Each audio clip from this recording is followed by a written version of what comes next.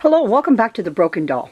Alright, I had someone contact me and say, look, I've got these eyes with a little centerpiece in the middle and I can't get the iris in.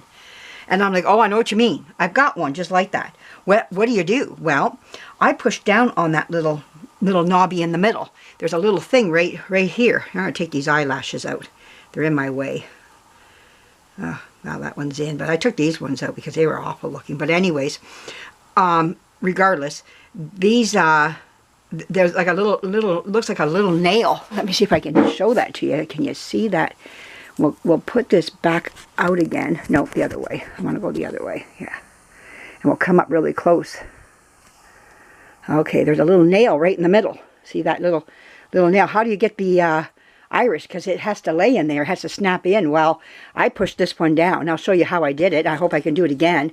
The iris in this one was so hard to take out. It was like more than... I think someone put glue over the top of it. Because once I got down in there, it just fell right out. So, but anyways, let's go for it. We're going to now come close up.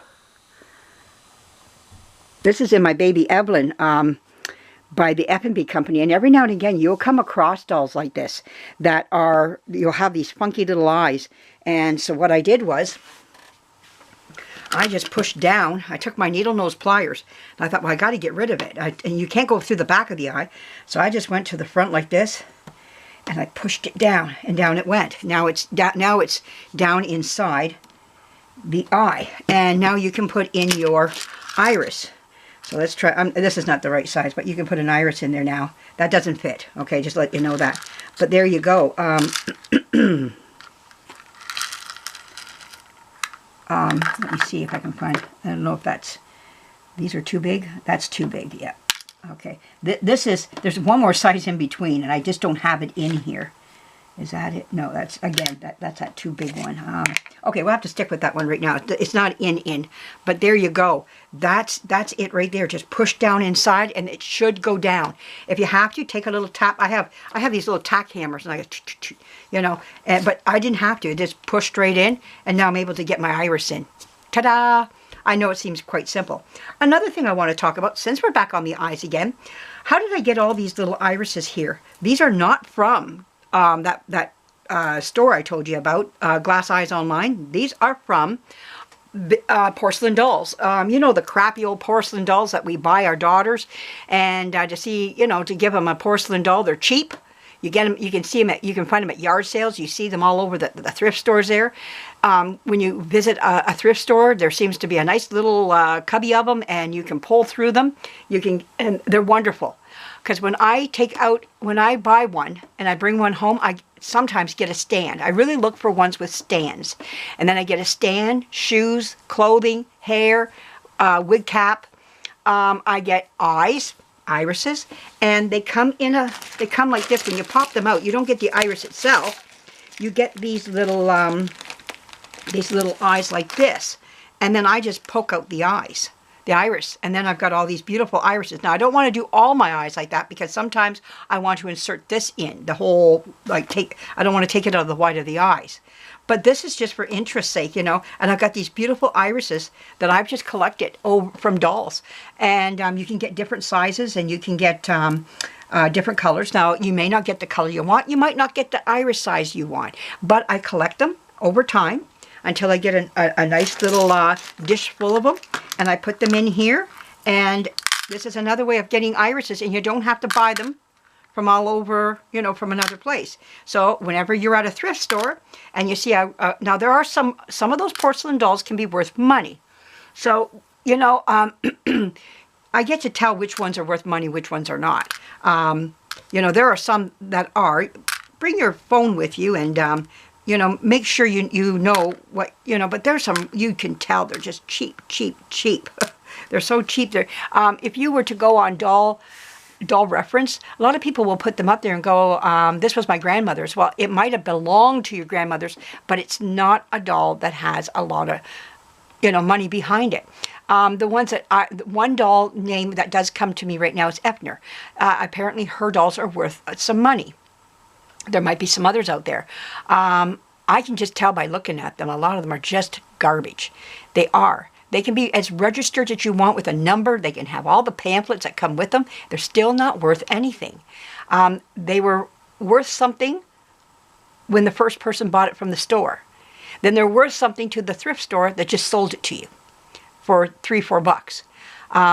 Then after that, you take them out into the backyard. I got videos of me smashing their heads and pulling out their eyes, and this is what I get. And all the wire that's inside those dolls is immaculate. It's wonderful wire. You can actually use it on your composition dolls to rewire their heads back onto their bodies again. I love buying them and just using all their insides. Their cotton inside is wonderful stuff. Not, well, once in a blue moon, you'll get a crappy one. But most of the time, they put wonderful stuffing in those cheap dolls. And they put the most wonderful wiring in them. I got a bucket of the wiring in the back behind me here.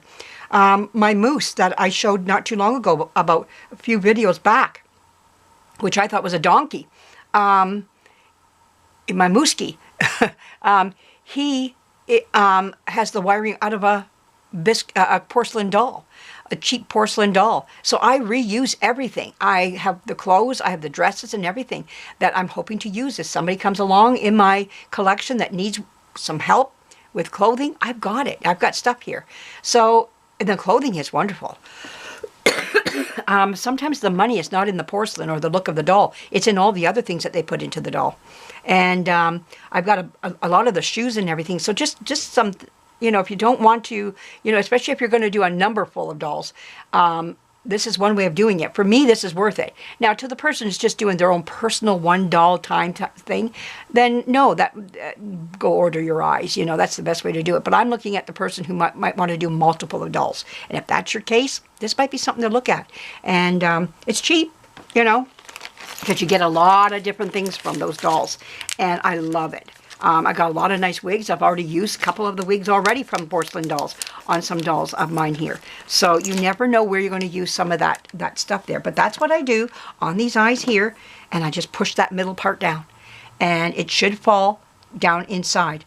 And just a little bop, and a little push, and it goes right back down inside. It doesn't hurt the eyes at all. The eyes are fine. You're going to be okay with as everything else is fine.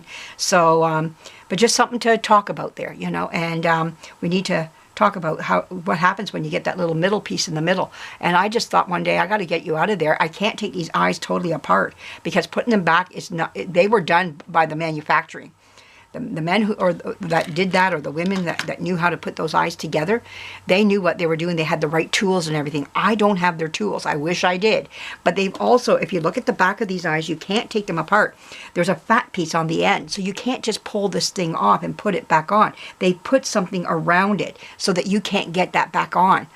You can't get it off because there's something on the end of this rod that's big and fat so that this doesn't slide off, you know, so you're stuck, you know, if you have an ability to maybe solder on something so that it doesn't come off, fine, you could do pretty good with it.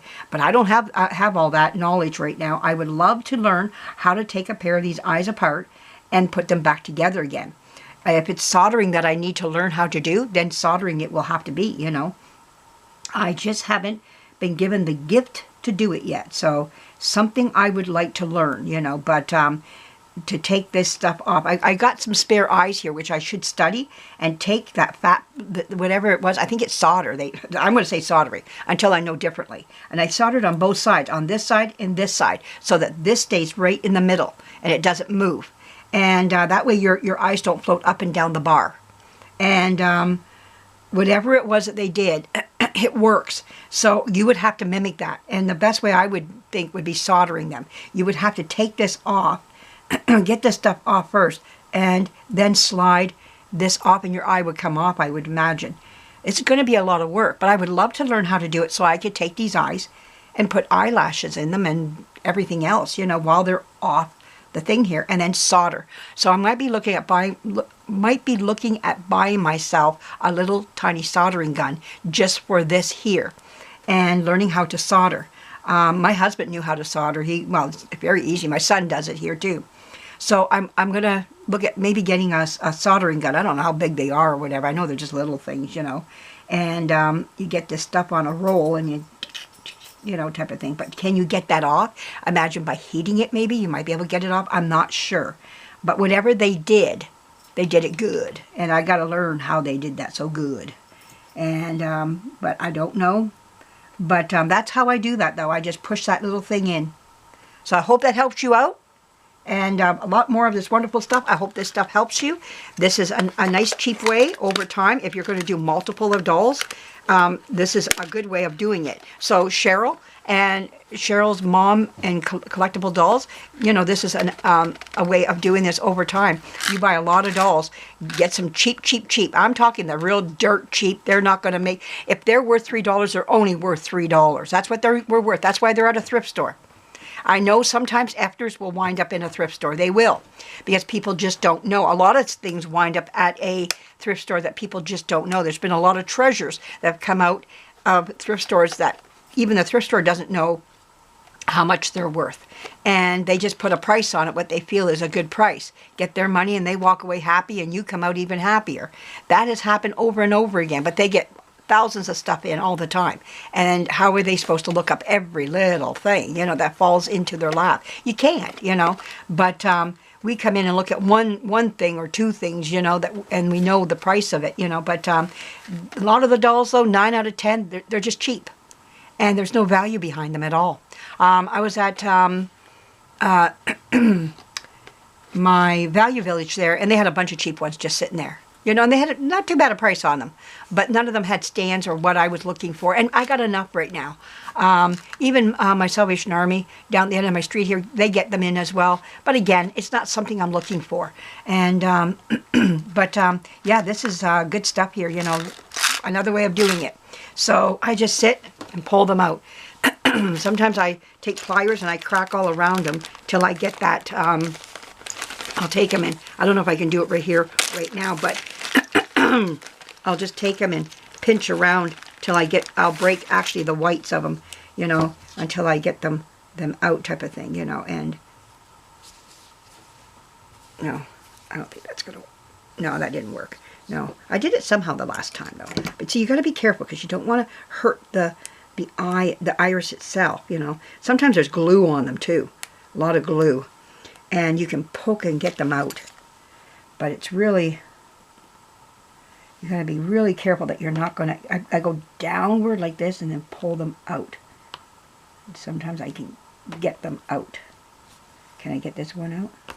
You got to be careful, because see, I just went over the eye, and these are plastic eyes, and sometimes you just scratch them, you know, and it doesn't work out. Now, see, this one's really in there good. There's glue going all the way around this. I can feel it. Whoa, what was, oh, that was just my glasses. Okay, but anyways, yeah, there's a lot of glue on this one. But anyways, yeah, yeah, they use a lot of glue on these eyes.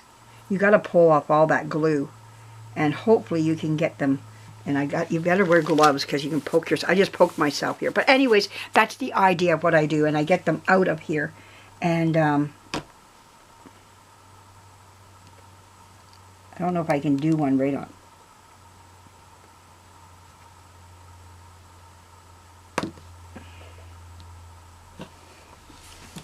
Let's see if I can get my hammer to...